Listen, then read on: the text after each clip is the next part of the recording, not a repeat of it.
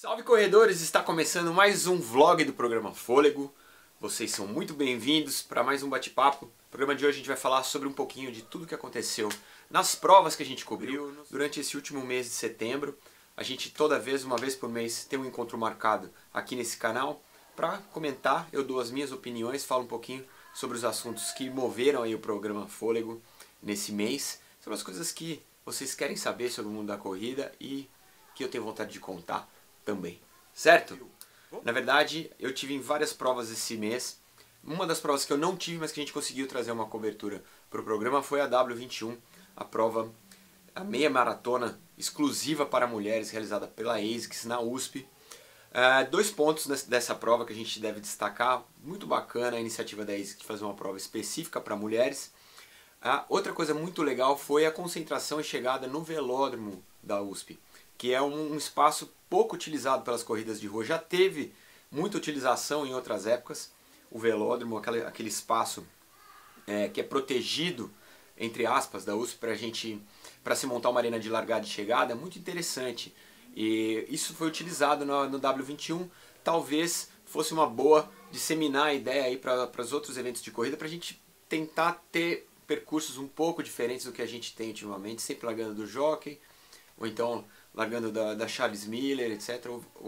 Esse espaço dentro da USP é um espaço bastante interessante, ponto positivo para a W21. Um ponto negativo da prova que eu não podia deixar de falar: muitas mulheres reclamando das mensagens motivacionais que a ASICS propôs aí no decorrer do trajeto. Algumas voltadas com conteúdo de sexualidade, se eu corro eu sou mais sexy, pegando um lado da corredora que talvez não seja condizente aí com a personalidade da mulher corredora, daquela corredora que quer baixar tempos e quer performance na corrida, né? E então, sei lá, eu achei de gosto duvidoso. Tinha uma outra mensagem no final da prova: se você está cansado e não consegue mais correr, rasteje. E aí teve até um comentário no vídeo do Fôlego, se vocês forem olhar, uma menina falando inclusive sobre isso: aqui ninguém rasteja não, a gente tem performance, a gente gosta de completar a meia maratona inteira. As mulheres cada vez mais abraçam essa distância dos 21K com performance, com responsabilidade. Então achei as mensagens de gosto duvidoso. Fica aqui a nossa reclamação. O pessoal da ASICS para o ano que vem propõe aí um marqueteiro novo para inventar essas mensagens que são bacanas. As mensagens são bacanas na interação com o corredor, mas essas foram de gosto duvidoso, certo?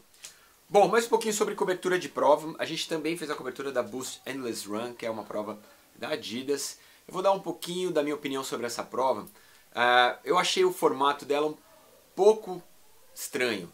Na verdade, assim, você correr 10 km, depois correr 5, depois correr 1, é legal, porque são distâncias que vão regredindo de tamanho e que comportam o desgaste físico que você tem de uma distância para outra. Então você consegue correr 10, depois correr 5, depois correr 1. Eu corri em 45 minutos o 10, o 5 eu fui correr 1 hora depois. Então é um tempo que, por mais que você proponha recuperações mirabolantes ali, tecnológicas, etc., tinha muitas recuperações bastante interessantes, é um tempo bastante grande. Tinha que ser na sequência: 10 km, 10 minutos de descanso, 15 minutos de descanso e pau para mais 5. E a mesma coisa com 1 km. Foram que esses intervalos entre as distâncias foram muito longos, principalmente entre os 5 e o 1 km. Mas aí não foi culpa da Adidas, foi culpa de um bando de Zé Mané que tentou correr com chip de mulheres, né, homens correndo com chip de mulher, para tentar colocar essas meninas numa colocação melhor ou classificá-las para 1 km. Péssimo exemplo, mas está muito presente no mundo dos corredores. Tem sempre muito babaca correndo prova e tentando e visando tempo e querendo premiação, etc. O que aconteceu foi isso: foram alguns homens que correram com chips de mulher, e isso foi descoberto antes da realização do 1 km e atrasou demais a seleção dos que realmente se classificaram para o 1 km. E aí a largada do 1 km aconteceu ao meio-dia, num sol a pino na cabeça. Foi lamentável, mas fica essa análise sobre essa prova. Eu acho que ela vai ter que ser reformulada para o ano que vem. É um formato que pode dar certo, mas se esses intervalos forem diminuídos e se a organização da prova se dispuser a fazer um controle diferente, talvez um controle espontâneo. O cara chegou dos 5 km, os 100 primeiros que chegarem na batida da mão já vão para uma baia e já vão para o 1 km. Talvez seja mais bacana você fazer essa divisão na baia do que esperar no tempo líquido e correr o risco de algumas pessoas burlarem esse esquema, como aconteceu na realização da Busch Endless Run. Do ponto de vista de estrutura, sem o que falar, nota 10, a estrutura que foi montada para a realização dessa prova foi uma das maiores estruturas de corrida de rua que eu já vi no Brasil. Uma super estrutura dentro do jockey, é óbvio, dentro do jockey a gente já está cansado desse percurso, etc. A gente já fala sempre sobre isso, mas que a estrutura foi excelente, isso foi. Bom, vamos falar mais um pouquinho sobre as provas que o Fôlego cobriu. O Fôlego teve 2 provas de montanha, a gente teve no K42 também, eu falei um pouco sobre o K42 no blog anterior, então não vou falar sobre o K42. Na minha opinião, continua sendo a prova do ano até agora, uma das provas mais fantásticas que eu já corri, pelo visual, pelo grau de dificuldade, etc. Eu corri 2 provas de montanha depois do K42, eu corri no dia 20 o Indomit, Campos do Jordão, e no dia 27 eu corri o K21, Serra da Mantiqueira. O que eu queria levantar sobre essas duas, as 2 provas foram excelentes, são provas super bem organizadas, em lugares com um visual deslumbrante, com a integração dos corredores, bem no espírito de corrida de montanha, que é super bacana, o corredor que vai para apreciar a paisagem, para fazer novas amizades, para correr junto com o parceiro, que é uma característica do corredor de montanha, menos ligado no tempo, mais ligado no visual, no que a corrida pode proporcionar.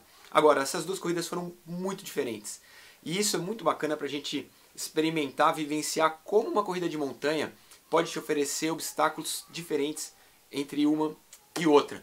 Em Campos do Jordão, apesar da altimetria, que a gente largou de 1.600 metros, a prova foi extremamente suave.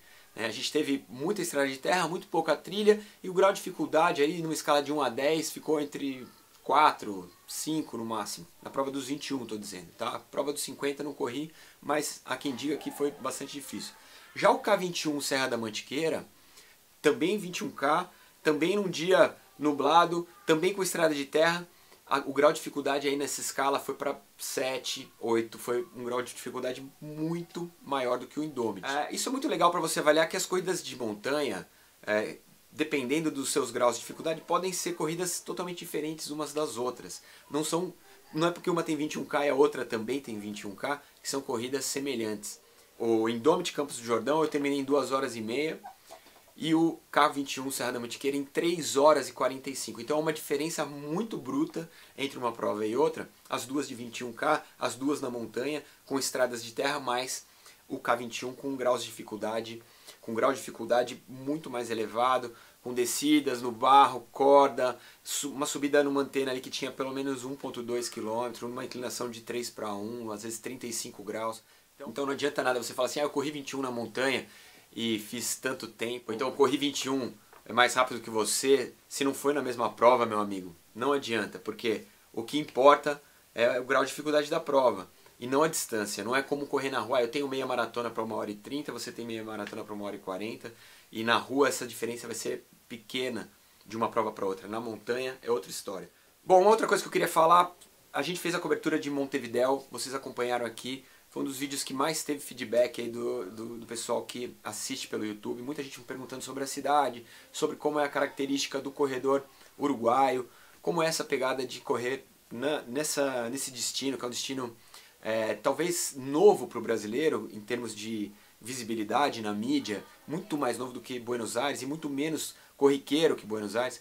Eu tenho muita coisa para falar sobre Montevidéu. Quem quiser me mandar e-mail eu respondo, eu estou respondendo todos os e-mails que eu posso. Mas é muito bacana Montevidéu, a cidade é incrível, o povo é muito receptivo, a corrida é maravilhosa, as avenidas, as ramblas que ficam na beira do Rio da Prata são incríveis. Então é uma experiência única correr em Montevidéu. Aconselho a você que está interessado em conhecer um pouco mais da América do Sul, correr em Montevidéu, que é um destino realmente incrível. O lado negativo dessa prova é que foi realizada no mesmo dia da meia de Buenos Aires, o que é um erro de estratégia, porque o corredor que participa dos eventos em Montevidéu é o mesmo corredor que participa em Buenos Aires, são cidades próximas e as pessoas circulam nas 2 cidades, o mesmo corredor circula nas 2 cidades. Então uma pena que elas tenham ocorrido no mesmo dia. A gente ficou muito feliz de ter escolhido correr Montevidéu, eu tive convite das duas provas. Mas fiquei muito feliz de ter corrido Montevidéu, porque foi uma bela escolha, uma cidade que eu não conhecia e que eu adorei conhecer, e uma prova nova para o meu currículo, que eu também nunca tinha corrido no Uruguai. Mas se você tiver na dúvida, e já correu Buenos Aires uma vez, vá para Montevidéu e conheça um pouco mais do Uruguai, que é um país fascinante. Bom, os dois últimos assuntos do vlog de hoje. Primeiro, eu queria falar sobre responsabilidade com a informação na internet. Assim, é muito legal a gente aproveitar esse espaço para abordar esse tema. A internet é um meio muito democrático. Qualquer pessoa pode carregar um vídeo, falar o que pensa e colocar isso, disponibilizar isso para as pessoas que seguem. Mas a gente, como canal de conteúdo de informação, não só o Fôlego, como os outros canais também voltados para o mundo da corrida de rua, e não só para a corrida de rua, para todos os segmentos, a gente tem uma responsabilidade para com essas pessoas que assistem. Então, toda a informação que eu tento publicar no Fôlego, eu procuro ler, entender, procuro ver a veracidade, entender de onde vem a pesquisa, de onde vem essa informação.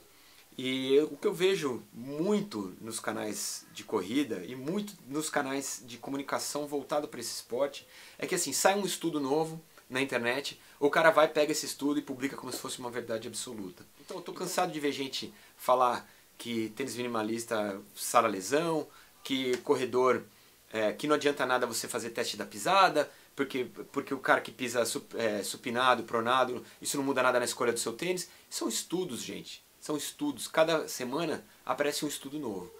Existe um motivo pelos quais as empresas investem em tênis para pisada supinada, tênis para pisada pronada, tênis neutros.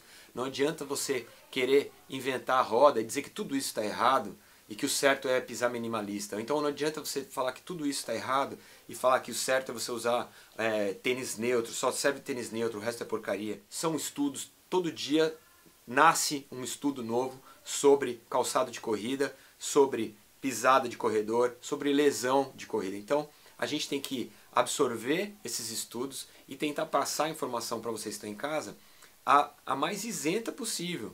E não abraçar esses estudos como se eles fossem verdades absolutas. Até porque a gente só vai saber se eles realmente condizem com a realidade no futuro.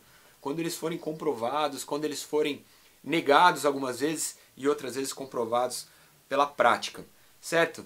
Eu não tô aqui para ditar regra para ninguém, mas eu acredito que expor a informação de uma maneira isenta, colocando os prós e os contras de cada informação, é a melhor maneira de você respeitar o seu seguidor. Se você coloca alguma coisa, algum estudo, alguma teoria de uma maneira absoluta, como se isso fosse a maior verdade e a única verdade, você acaba fazendo com que seus seguidores acreditem nessa verdade e aí você pode ter um problema. Falar que tênis minimalista ajuda a lesão e serve para todo mundo é um erro. Tênis minimalista no pé de um corredor que pesa 120, 130 quilos pode fazê-lo ter uma lesão. E eu acho um pouco irresponsável a gente tratar as informações de uma maneira generalizada sem pensar em quem está assistindo o canal. Certo? Último assunto de hoje. Como vocês sabem, eu escrevi sobre isso no blog do programa Fôlego. Eu fui um dos 1947 corredores com índice cortados da Maratona de Boston.